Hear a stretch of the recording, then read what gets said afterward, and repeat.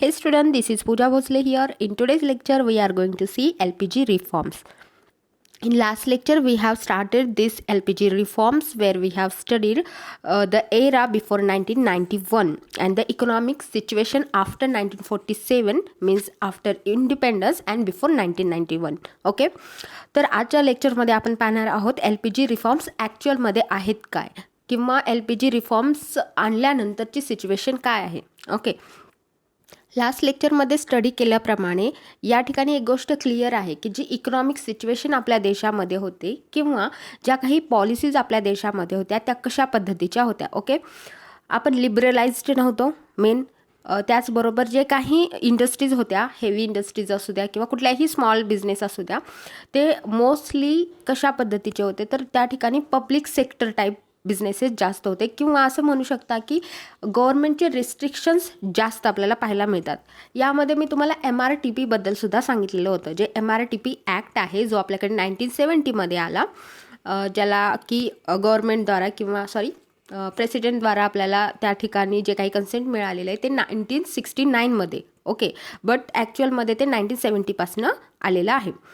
त्याचबरोबर या MRTP ॲक्टमध्ये महत्त्वाची गोष्ट होती ती म्हणजे की ज्या बिझनेसचं ॲसेट हे 25 करोड असेल त्यांना कंपल्सरी परमिशन घ्यावी लागत होती गव्हर्नमेंटकडनं बिझनेस करण्याकरिता. ओके. अशा पद्धतीच्या कंपनीजना परमिशन घ्यावी लागत होती. यामुळे जे त्या ठिकाणची परिस्थिती होती ती लायसन्स राज असं म्हटलं जातं त्याला. म्हणजे तुम्हाला प्रत्येक वेळेस बिझनेस करण्यासाठी लायसन्स त्या ठिकाणी घ्यावं लागत होतं. गव्हर्नमेंटकडे तुम्हाला रजिस्ट्रेशन करणं गरजेचं होतं. राईट. यामुळे प्रत्येक वेळी गव्हर्नमेंटकडे जाणं तुम्हाला कंपल्सरी त्या ठिकाणी होतं, मॅन्डेटरी होतं. ओके. तर MRTPमध्ये किंवा त्या ठिकाणी या ॲक्टनुसार 25 करोड, 1980मध्ये ते झालं 50 करोड, 1985मध्ये परत हे ॲसेट झालेलं होतं 100 करोड. ओके. तर हे एक प्रकारचं त्या ठिकाणी लायसन्स राज त्या ठिकाणी चालत होतं असं बऱ्याच ठिकाणी तुम्हालाही ऐकायला आणि रीड करायला मिळेल. तर या सगळ्या गोष्टी आपल्याला कमी करणं गरजेचं होतं.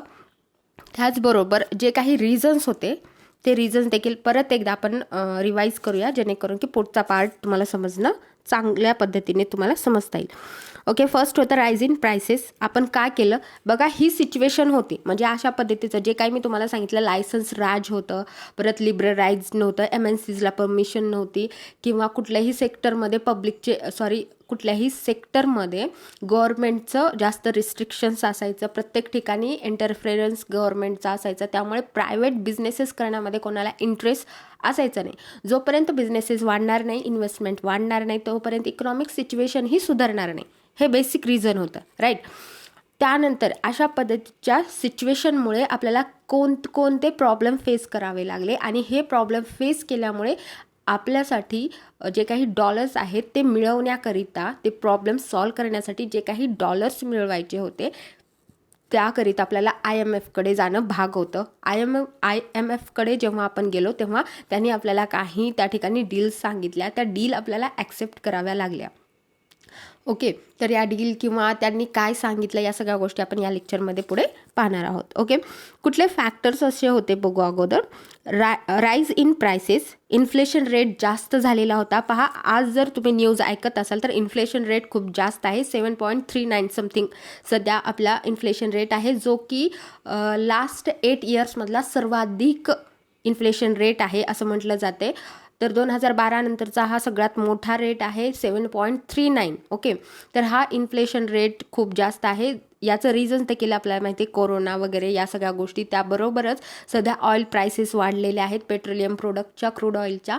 यामागचं जे काही राजनैतिक रिझन असेल किंवा काही रिझन्समुळे हे जे पॉलिसीज ज्या आहेत त्या चेंज झालेल्या आहेत. आपण जिथनं हा माल खरेदी करतो, क्रूड ऑइल मागवतो, त्यांनी हे प्राइसेस वाढवलेले आहेत. प्राइसेस वाढवण्यापेक्षा त्यांनी प्रोडक्शन कमी केलेलं आहे. यामागेही खूप सारी रिझन्स आहेत. तर यासाठी पूर्ण एक लेक्चर्स आपल्याला वेगळं ठेवावं लागेल तर हे समजेल. तर या सगळ्या गोष्टीमुळे काय झालेलं आहे तर प्राईस वाढते म्हणजे काय तर इन्फ्लेशन रेट वाढतो, जो की त्या काळामध्ये 6.7वरनं 16.7% इतका झालेला होता. त्यामागे देखील रिझन्स मी सांगितलेले आहेत की त्यावेळेस देखील ऑइल प्राइसेस वाढलेल्या होत्या. जर तुम्ही गुगल केलं 1990चा काळ तर तेव्हा तुम्हाला ते सुद्धा समजेल, ऑइल क्रायसिस म्हणून. ओके, तर त्यामुळे सुद्धा काय झालेलं आहे, इन्फ्लेशन रेट वाढलेला आहे. त्यानंतर rise in physical deficit. Okay, तर हे देखील आपल्याला या ठिकाणी तुम्हाला माहिती असेल. Physical deficit in the sense की आपला जो खर्च होता तो वाढलेला होता, बट इन्कम खूप जास्त कमी होतं, तेव्हा डिफिसिट येतं. ओके, हे मी एक्सप्लेन केलेलं आहे. डिफिसिट म्हणजे काय, या सगळ्या गोष्टी आपल्याला सांगितलेल्या आहेत. ओके, तर यामुळे सुद्धा आपल्याला काय झालेलं आहे, प्रॉब्लेम या ठिकाणी फेस करावा लागलेला आहे. Due to rise in physical deficit there was a rise in public डेब्ट interest. In 1991, interest liability become 36.4% of total government expenditure. Okay, या ठिकाणी बघा, हे पाहिल्यानंतर तुमच्या लक्षात येईल. हा आकडा जर तुम्ही पाहिला तर तुम्हाला समजून जाईल की किती पद्धतीने म्हणजे आपण या ठिकाणी लॉसमध्ये होतो. यापेक्षा असं म्हणू की आपल्यावरती लॅबिलिटी खूप जास्त होती, एक्सपेंडिचर इतकं जास्त वाढलेलं होतं, बट इन्कमच्या बाबतीत आपण फार मागे होतो. Increase in adverse balance of payment. Again इथं देखील मी सांगितलेलं आहे की जे काय आपलं करंट अकाउंट डेफिसिट झालेलं होतं त्यामुळे सुद्धा आपल्याला खूप सारे प्रॉब्लेम फेस करावे लागत होते. फक्त आणि फक्त पुढचे 3 आठवडे आपले जातील इतकंच आपल्याकडे जेव्हा बॅलन्स राहिलेलं होतं तेव्हा आपल्याकडे पर्याय नव्हता IMF कडे जाणे आणि त्यांच्या डील ॲक्सेप्ट करण्याशिवाय. इराक वॉर, याच काळामध्ये इराक वॉर सुद्धा झालेला आहे. याचा देखील बराचसा परिणाम आपल्यावरती पाहायला मिळतो. Dismal performance of PSUs.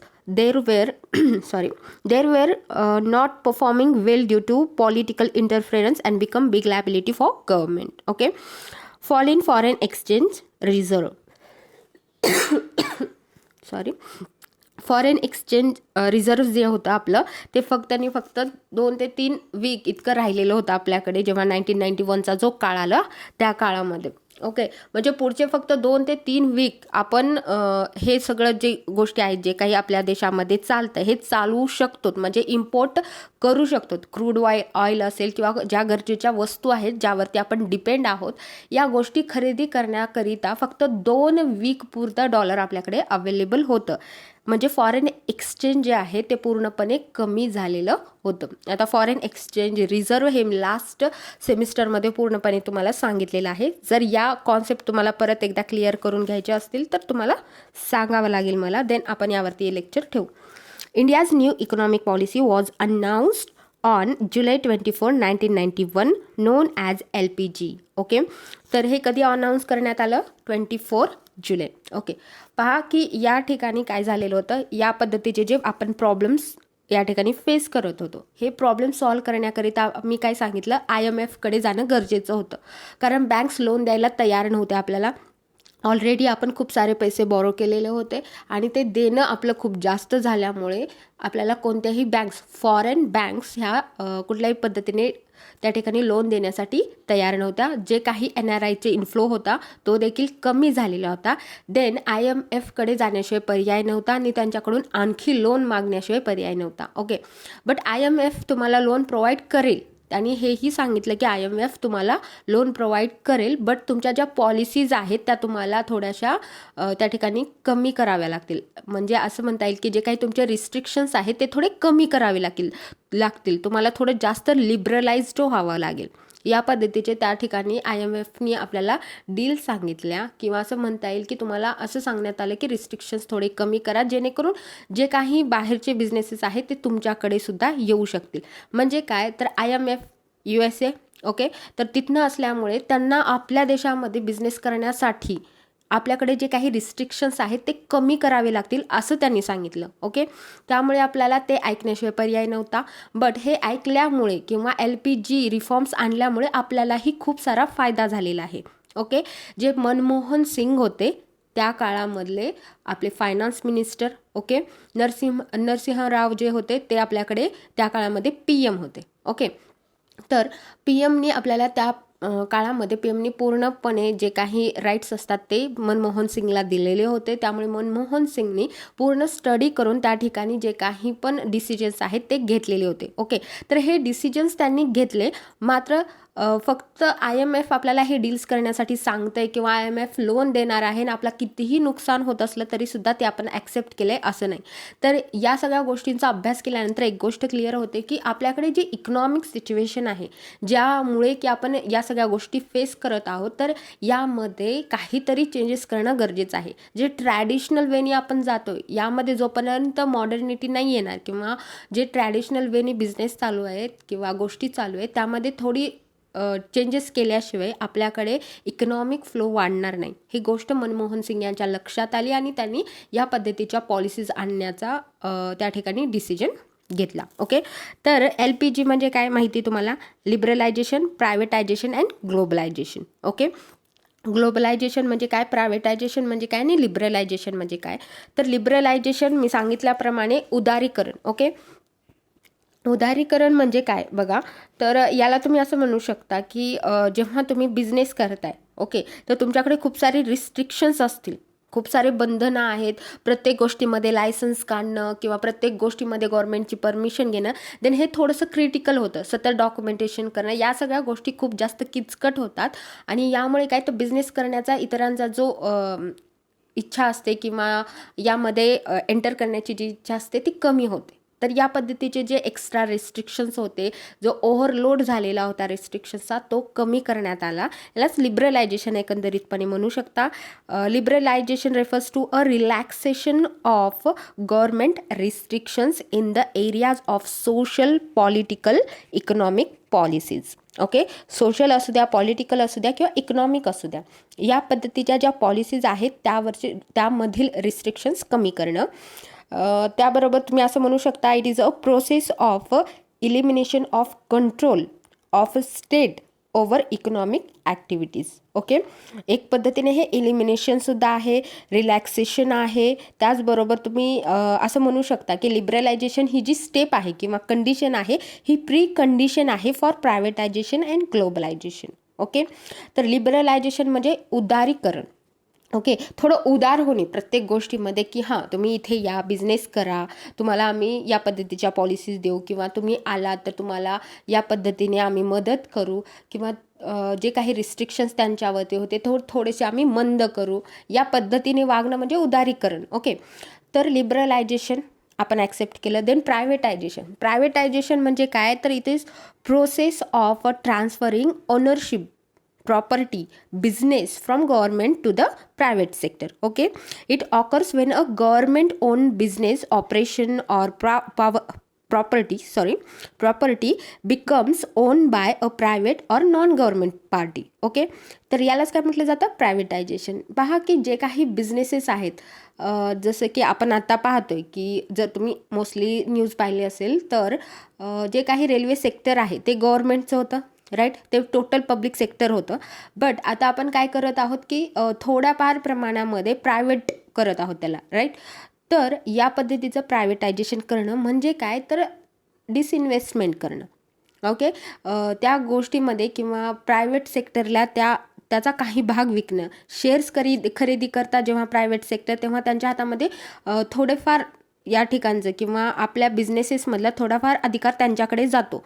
जोपर्यंत 50% पेक्षा जास्त शेअर्स हे पूर्णपणे प्रायव्हेट सेक्टरकडे जात नाहीत तोपर्यंत त्या बिझनेसला, त्या सेक्टरला आपण प्रायव्हेट सेक्टर असं म्हणू शकत नाही. ओके, तर प्रायव्हेटायझेशन करण्यामागे हा काळ थोडासा त्या ठिकाणचा तुम्हाला पाहायला मिळतो. म्हणजे जेव्हा आपण LPG ॲक्सेप्ट केलं त्या काळामध्ये प्रायव्हेटायझेशनकडे भर देण्यात आला. प्रत्येक सेक्टरमध्ये पब्लिक किंवा गव्हर्नमेंटचं रिस्ट्रिक्शन जास्त होते किंवा गव्हर्नमेंटच प्रत्येक ठिकाणी असल्यामुळे गव्हर्नमेंटला या सगळ्या गोष्टी हँडल करणं हार्ड गेलं. त्यामुळे आपण लॉसेस फेस केले, राईट.